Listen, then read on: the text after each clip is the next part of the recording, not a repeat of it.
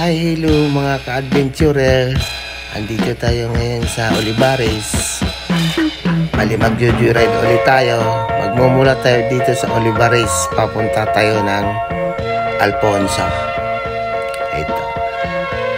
Binabagtas natin ngayon ang kahabaan ng Nasugbu, Batangas Road.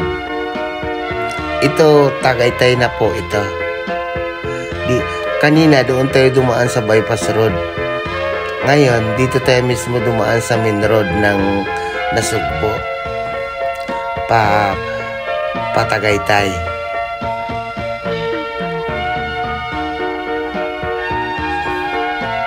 Ito po yung road na madadaanan mo halos lahat dito sa Tagaytay. Yan po yung yung Ayala Mall nasa kanan ko. Ito po yung malaking shopping mall dito sa Tagaytay. Tagaytay po ito. Yan po yung Arco. Papunta po tayo ngayon ng Magallanes. Diretso na to Magallanes. Kaya nga ho kasi pag weekend masyadong matraffic dito dahil ito lang po ang way dito eh. Wala na pong ibang shortcut maliban doon sa Bypass Road. Dito lahat pumupunta yung mga dayo, yung manggaling sa ibang lugar, namamasyal dito, lalo na yung mahilig sa pagkain kasi dyan sa Magallanes halos lahat ng mga restaurant ang mga establishment dyan.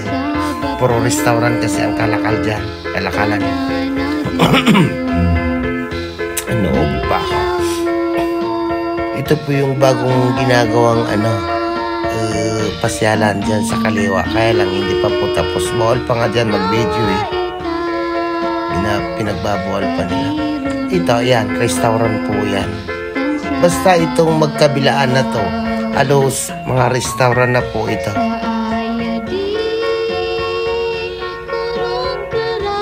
Puro bulaluhan ang uso dito.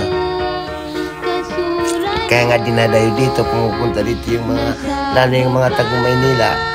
Pag masyadong nainitan doon, dito nagpapalamig. Sa bagay, malamig naman talaga ang klima dito. Ito po yung Magallanes. Magallanes po ito. Ito po yung sentro ng Tagaytay. Ito po mismo sa Magallanes. Yan, puro restaurant po, magkabilaan ito. Ang hibi po ng traffic dito pag weekend. Kaya pag alam yung Bypass Road, doon umiiwas yung iba.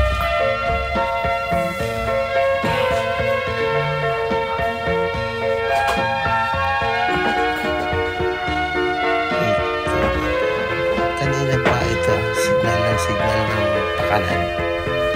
Pupunta yata ng mahugan niya itong binas ako na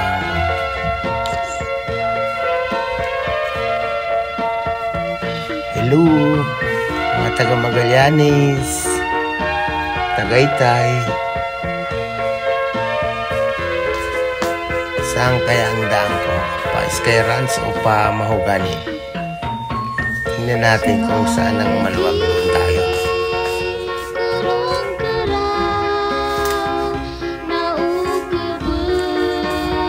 Uy, kilala ko yun.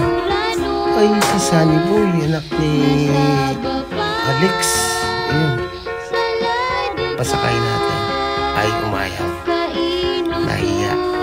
Sabagay, puno naman kami talaga. Kaya nasilip niya. Puno na, kaya umayaw.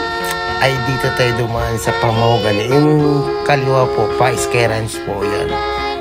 Pero nagtatagpo din ang daan na ito doon sa dulo. Kahit saan ka dyan, puro mararating mo yung Magallanes.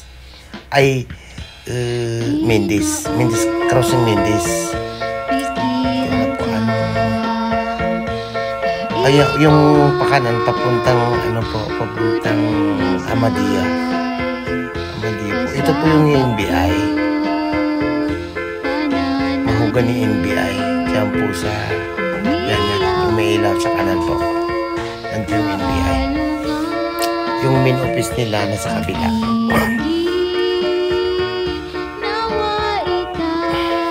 Paggabi na kasi. Kaya yan, mga restaurant po yan. Yang kumakaway pa yung mga taga-bantay. Hindi po ako magre-restaurant. Dadaan lang po kami mga boys. Hindi po kami dayo. Taga rito din po.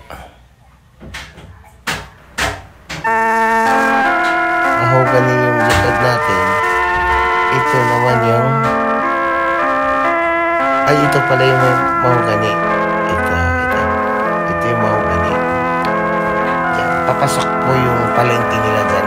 Dito po yung karnihan. Yan po tindahan ng karnihan dito sa mahogany. Kaya nga sumikat yung mahogany dahil po sa karnihan nila. Yan po kinukuha yung ginagawang bulalo.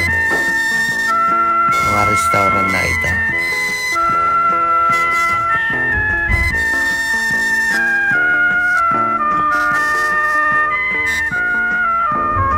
Ito naman yung crossing Mendes. Ayan, yung malalaking mga signage na may mga ilaw, mga restaurant po lahat yan.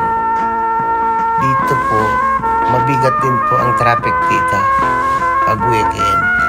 Dahil punong-puno yung mga restaurant dyan. Lalo dumagdag pa itong ginagawang overpass. Ayan po yung overpass ngayon. Sa wari ko hindi pa matatapos nitong taon na ito. Hindi pa po simentado yan. Buhangin pa yan. Tinambakan pa ng buhangin. Kasalukuyan pang ginagawa. Matagal pa ito. Sa wari ko kahit 2026 pa hindi pa ito matatapos. Yun ang natatandaan ko. Sinimulan ito. Wala pa yatang pandemic. Ilang taon na itong ginagawa. Ganyan pa rin. Nakatingong pa rin. Dito na yung nagkukos ng traffic dito. Lalo yung galing Batangas papuntang Maynila. Ay nako, super traffic. Tingnan natin mamaya doon sa dulo.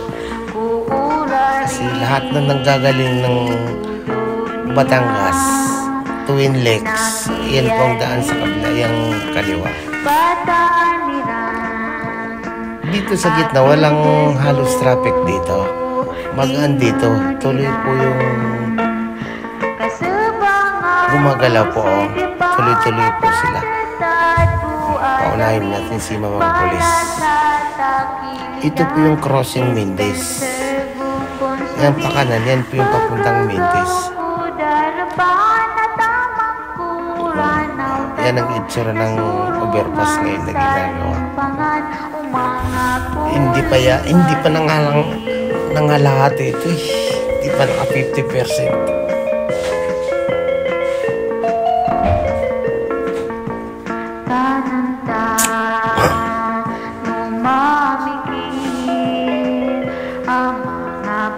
Grabe ang traffic dito pag weekend. Kahit hindi weekend, dyan sa kabila, yung manggagaling ng Batangas, napaka-traffic po dyan sa unahan. Titingnan natin yan. Matraffic pa rin ba? Kasi kanina, galing ako dyan sa kabila. Bumalik lang ako dahil nasilip ko. Grabe yung traffic. Kaya doon ako dumaan sa bypass road. Kaya naiwasan ko yan kanina.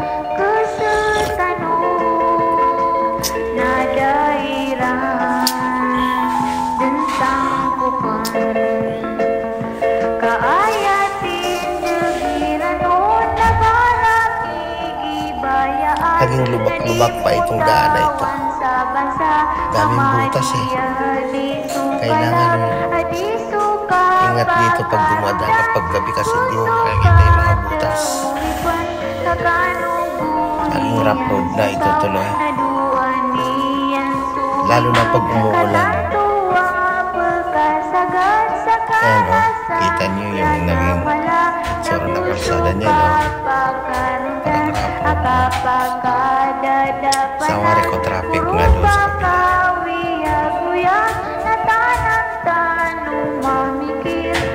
Tingnan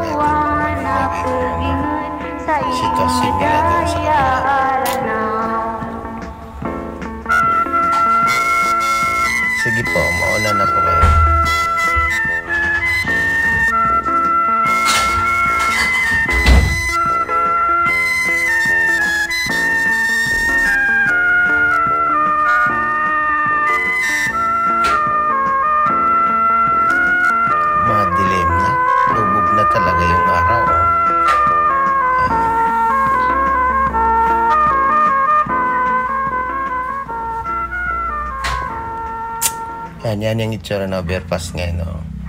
Itong kabila nito, lagyan ngayon ng ano. Ay, hindi pa nga nalalagyan yan ng ano eh. Puro buhangin palang tinambak dyan. Traffic nga. Oh, tingnan nyo. Gano'n ka traffic dyan sa kabila. Oh. Hindi na nga umuusad yung sasakyan eh. Mga motorcycle lang ang gumagalaw eh. Hanggang doon yan, baka mamaya tukod na yan. Minsan dumaan ako dito yung traffic hanggang doon sa crossing ng Alfonso. Ilang kilometro yan mula dito sa ano, Mindis hanggang doon sa ano, baka 5 kilometers yan. Tapos ganyan. Kahaba ang traffic, tukod nga. Lalo dito sa crossing dito. Yung mga kasi dyan po kasi yung ano Bulalo Central, yung capital of Bulalo, andyan po. Dagdag trapiko din yan kasi yung mga papasok dyan kailangan uminto muna yung kabila bago makapasok. Ayan yan yung capital Bulalo ng Mindis. Nagkukos din yan ng traffic dyan kasi hindi pa makapasok lahat ng mga sasakyan na pumupunta dyan gawa ng laging puno.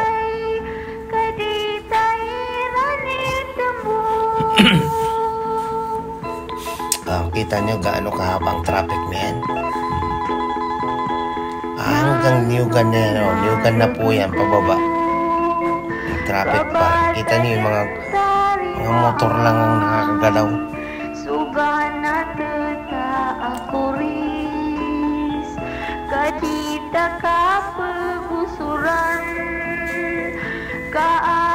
Masyado na pong traffic. Newgan na po ito.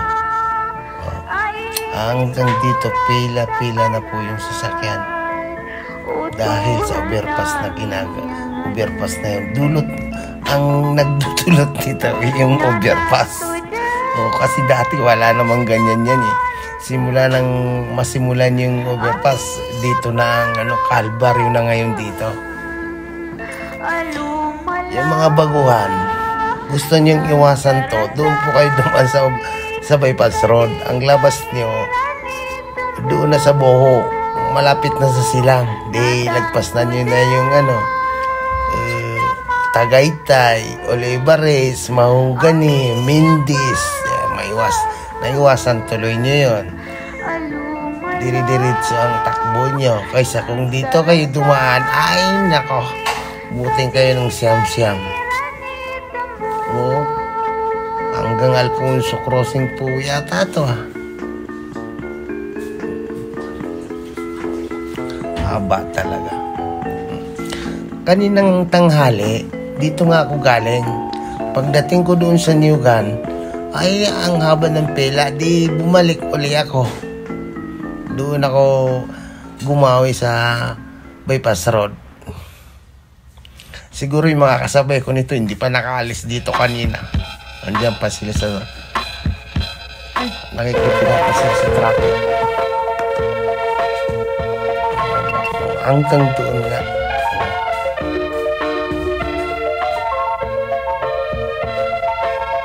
Grabe naman traffic nito.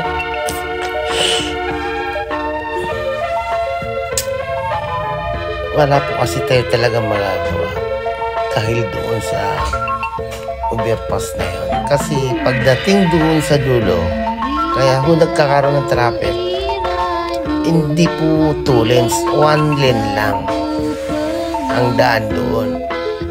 Tapos tingnan nyo, hanggang crossing Alfonso talaga. Kasi ito na yung road stand eh.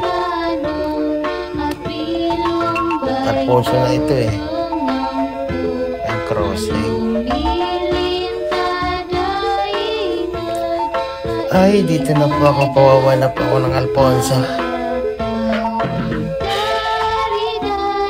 Pa-Alfonso na po ako. Yan po yung sitwasyon kanina sa yung update doon sa ginagawang overpass sa crossing Mendes. Sa bagay, pag natapos din naman yun talaga, luluwag din ang trapiko doon. Kasi yung pagdiretso papuntang Maynila, di sa taas na dadaan. Mga commuter lang ang nasa baba. Yun naman talaga ang solusyon doon eh. Kaya nga ako ginawa yun para yung mga diretso hindi na pupunta sa mga restaurant, sa taas na po sila dadaan. Kasi sa dinami-dami ng restaurant dyan ngayon sa gilid ng highway, yun pang napansin ko ang dinadayo yung mga nasa tabing bangin, yung mga restaurant, yun talagang malakas na restaurant. Yung mabangin na restaurant, yun po ang dinadayo ng mga taga-ibang lugar, yun ang pinupuntahan nila. Kung sa bagay, ang klima din talaga, ang lamig naman din. Oo, bagyo din ang klima namin dito. Kaya dinadayo ko ang Tagaytay.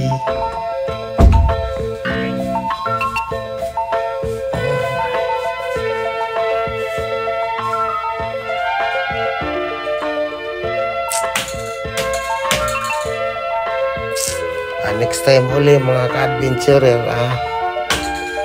next upload na po uli.